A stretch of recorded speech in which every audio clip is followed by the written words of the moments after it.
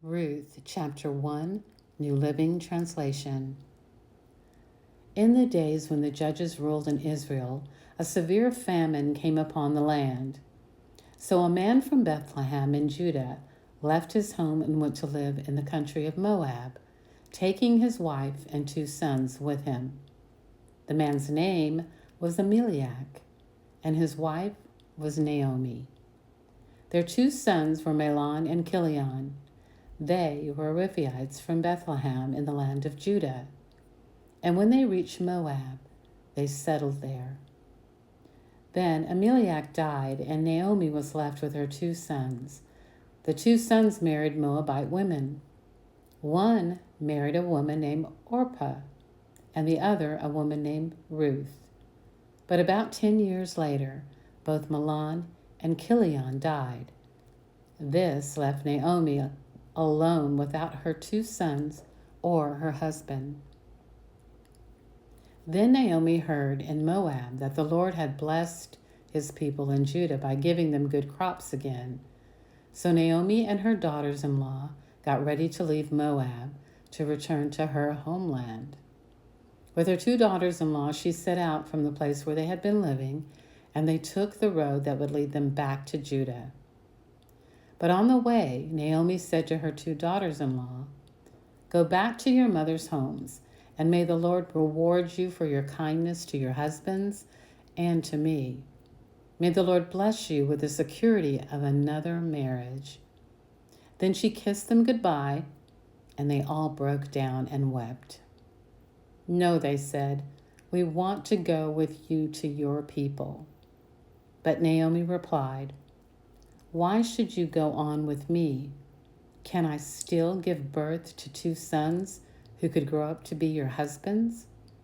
No, my daughters, return to your parents' homes, for I am too old to marry again. And if it were possible and I were to get married tonight and bear sons, then what?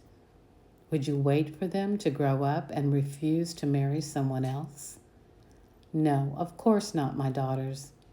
Things are far more bitter for me than for you, because the Lord himself has raised his fist against me." And again they wept together, and Orpah kissed her mother-in-law goodbye. But Ruth clung tightly to Naomi. "Look," Naomi said to her, "your sister-in-law has gone back to her people and to her gods. You should do the same." But Ruth replied, "Don't ask me to leave you and turn back. Wherever you go, I will go. Wherever you live, I will live. Your people will be my people, and your God will be my God. Wherever you die, I will die there, and I will be buried. May the Lord punish me severely if I allow anything but death to separate us." When Naomi saw that Ruth was determined to go with her, she said nothing more. So the 2 of them continued on their journey. When they came to Bethlehem, the entire town was excited by their arrival. "Is it really Naomi?" the women asked. "No, don't call me Naomi," she responded.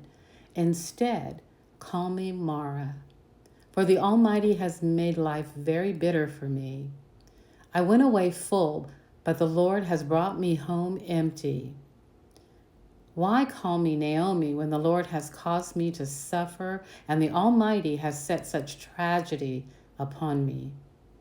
So Naomi returned to Moab, accompanied by her daughter-in-law Ruth, the young Moabite woman. They arrived in Bethlehem in late spring at the beginning of the barley harvest.